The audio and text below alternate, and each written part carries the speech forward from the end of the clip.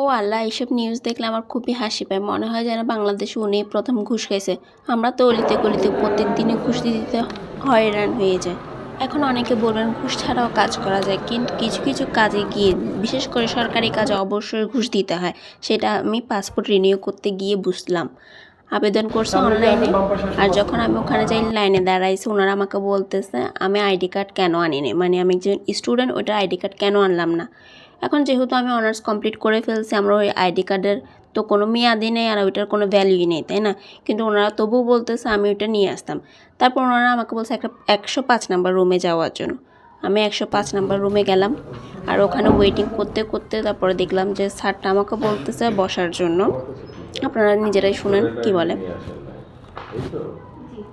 আপনার কি কোনো সার্টিফিকেট আছে? কত সালের এটা? এটা 2017 সালে। 17 তাহলে এখন তো এখন তো আমি মেয়েটা সামনে ভর্তি হবো, এখন আপনি মাস্টার্স অনার্স করেছেন? অবশ্যই না, তবে তো আপনি তাহলে স্টুডেন্ট আইডি কার্ডটা একটু নিয়ে আসুন। ক্যাপাসিটি সার্টিফিকেট লাগবে, ওটা নিয়ে আসুন।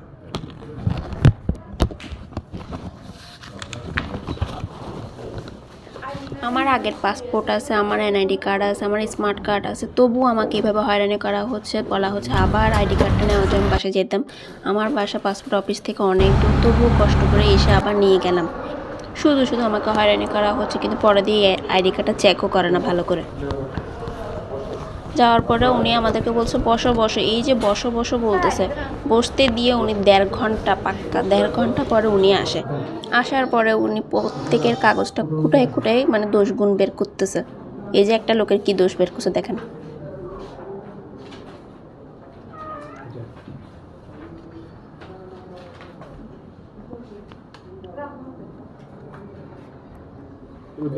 সালে তারপরে ব্যাংকে লোন নিচ্ছে, লোনের 25-26 টাকা।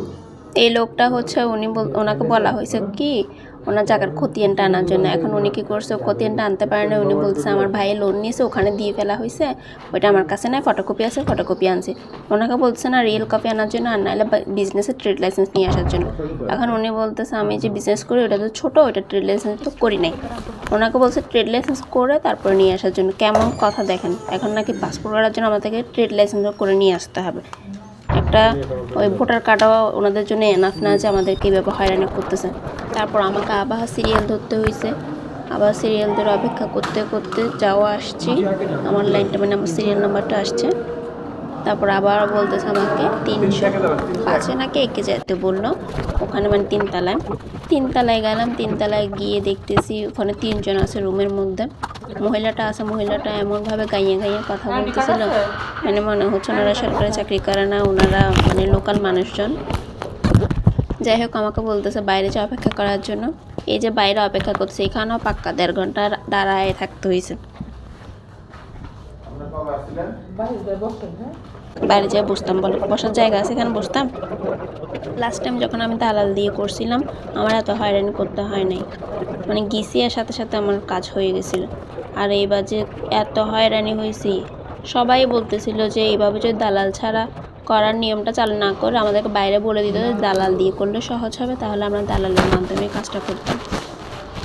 আবার আমাকে যখন এটা কাগজগুলো দিচ্ছে তখন বলতেছে, কাগজটা দিয়ে কিছু বলতেছে না। আমি যখন জিজ্ঞেস করি কোথায় যাবো, উনি আমাকে বলতেছে যেখান থেকে আসছেন ওখানে যান নিচে।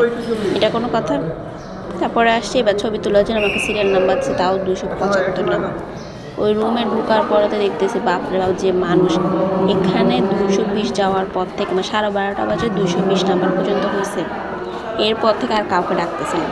বসতে বসতে মাথা ব্যথা হয়ে গেছে, বাচ্চাদের চিল্লানি, মানে এক একজনের অবস্থা দেখি কাহিল অবস্থা। তারপর আমরা নাস্তা করতে বাইরে গেলাম।